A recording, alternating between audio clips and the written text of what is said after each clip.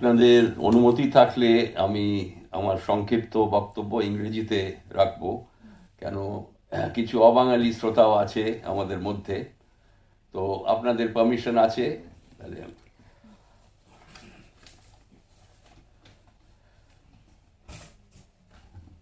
Abanti Sinha, director, War and Worship, a film with a difference, a documentary with a difference. Distinguished guests on the dais, ladies and gentlemen. Today we stand here to see a film, War and Worship. The name may be rather confusing, but I think war and worship goes together. Netaji Subhash Chandra Bose and Sri Chandra Bose were devout Hindus.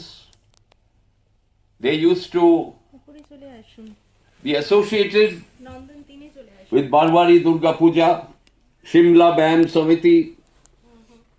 Netaji was also the president of the committee there. Subhash Bose used to visit Dakshineshwar temple and used to pray there. He used to get immense strength visiting the Kali temple at Dakshineshwar. Subhash Bose certainly was a spiritual person, but he had respect for all religions. This war and worship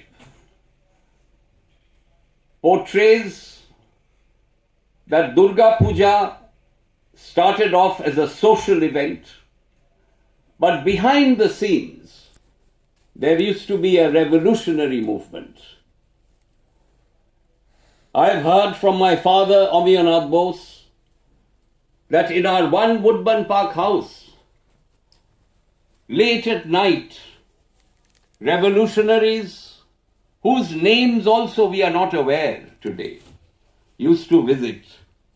Sri Chandra Bose, as you are aware, was a distinguished lawyer at the Calcutta High Court. He used to earn a handsome amount while practicing at the court. This is what I have heard, that one evening when he returned from the court, revolutionaries were sitting on the steps of our Woodburn Park house. And they said, Sharad Babu, amra opekkha kore achi apnar jonno. Amra bomb toiri korbo. We would manufacture bombs. We would like to buy arms and ammunition for the freedom of our nation. Sharad Bose used to hand over his entire pay packet of that day to the revolutionaries. Here was a man who did not directly oppose the British, but assisted the revolutionary movement with funds. Coming to Netaji Subhash Chandra Bose, a man who was spiritual, but a man who was the only leader till date who could unite all communities as Bharatiyas. This Bharatiya concept of Netaji Subhash Chandra Bose, if not implemented in 21st century India, we would bring about division of our country once again.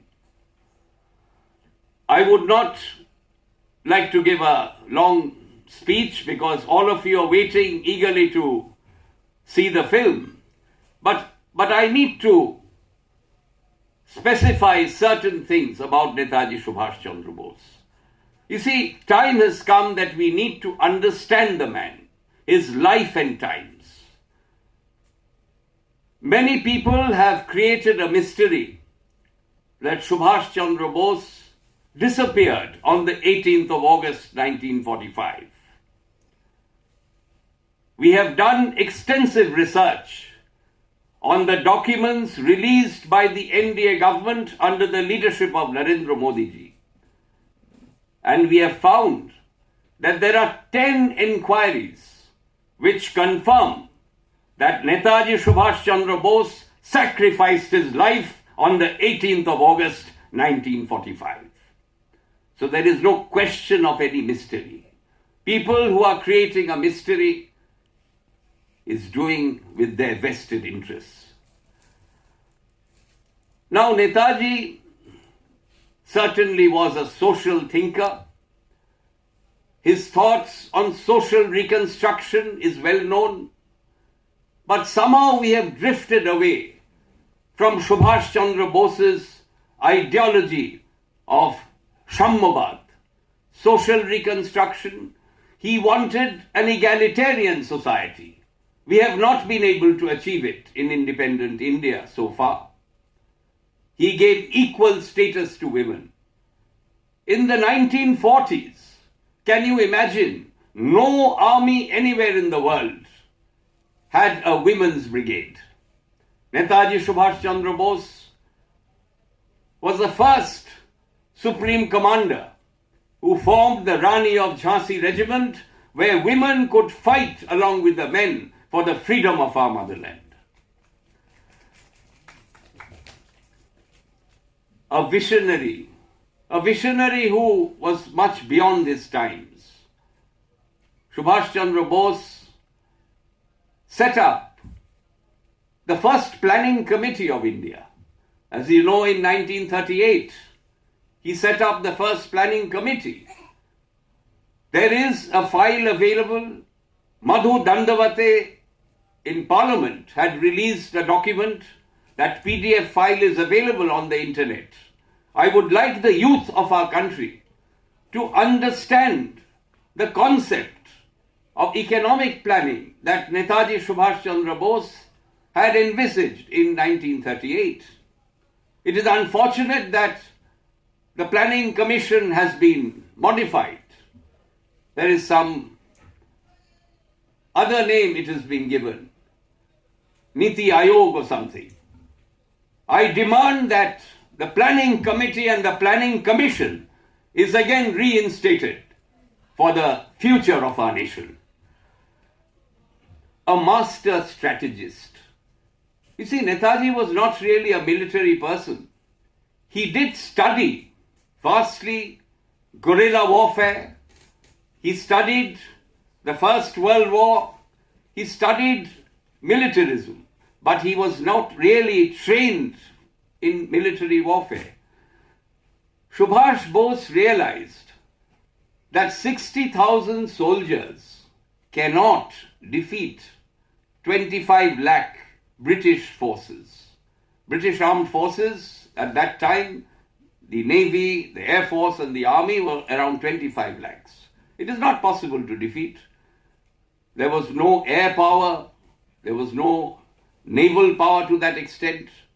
But he realized one thing, that when the Bharatiyas of the Indian National Army would fight against the Bharatiyas of the British armed forces, the loyalty and allegiance of the Bharatiya component, the Indian component in the British forces, would collapse. And that's exactly what happened. Battle for India's freedom started way back in 1857 with the Sepoy uprising of Mangal Pandey. Then there were many people who sacrificed their lives, went to the gallows for India's freedom. To mention a few, Shahid Bhagat Singh, Khudiram Bose, Binoy Badol Dinesh, Master Da, many others who we are not even aware. Then we had Mahatma Gandhi's non-violent movement, which certainly had an impact on the British imperialist power. But the final war of independence was none other than the battle of the Indian National Army and subsequent INA trials, which were held at the Red Fort in early 1946. 3 officers of the Indian National Army were tried for high treason at the Red Fort. One was a Muslim, Shahnawaz Khan. The second was a Hindu, Prem Kumar Saigal, and the third was a Sikh, Gurbakh Singh Dhillon. That time there was a saying, Lal Kille se aaye awaaz, Dhillon, Saigal aur Shan Awaz. When this happened, what Netaji had envisaged, right from Karachi to Calcutta to Chennai, Mumbai port, revolt started. People came out on the streets with Netaji's photograph saying Jai Hind. Police broke fire. When the fire stopped, again the march started. This would have happened in 1944 itself. Do you know the history that has been suppressed? That famous song that even today when we hear, we are aroused by that spirit of freedom. Kadam kadam badhaye ja, khushi ke geet gaye ja, ye zindagi hai qaum ki, ye qaum pe lutaye ja. With this marching tune, Azad Hind Fauj marched towards Imphal from Myanmar. And they defeated the British forces at Moirang on the 14th of April 1944 and hoisted the Indian tricolour. Colonel Shaukat Ali Malik of the Bahadur Brigade of the Indian National Army hoisted the flag there. The Supreme Commander of the Indian National Army, Subhash Chandra Bose, had given instructions, march on to Delhi. That famous slogan, Chalo Delhi. He had given that instruction. Yes, Japan was giving support.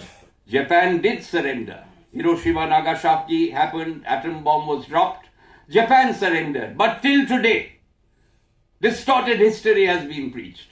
Till today, the Indian National Army and Netaji Subhash Chandra Bose has not surrendered to the British.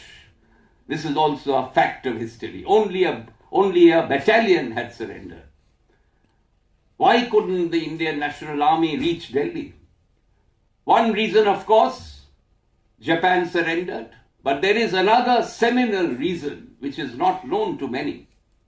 In 1944, the Congress leadership sitting in Delhi, if they would have supported the Indian National Army and Subhash Chandra Bose, INA would have marched on to Delhi and hoisted the tricolour in 44 itself at the Red Fort. And India would have attained undivided, united India's freedom in 1944 itself. But we lost that opportunity because the Congress leaders betrayed the nation. By joining hands with the British, they opposed the Indian National Army and the Azad Hind government. This history must be told to the youth of our nation. Anyhow, we attained freedom in 47 due to the impact of the Indian National Army and the INA trials. These are not my words. These are words of Lord Clement Attlee, who signed the transfer of power documents. Lord Attlee had come to Kolkata in 1956 and was staying at the Raj Bhavan here. That time, the acting governor of Bengal was Justice Fanibhushan Chakravarti. Fanibhushan, over dinner, asked Lord Attlee that the Second World War actually was won by the Allied powers. Britain actually won the war. But then what was the hurry to leave India? Was it Mahatma Gandhi's non-violent movement or was it something else? Attlee used to smoke a pipe. He was holding the pipe on his lips and he gave a very sly smile. And he said that Mahatma Gandhi's non-violent movement had MINIMAL effect, minimal effect.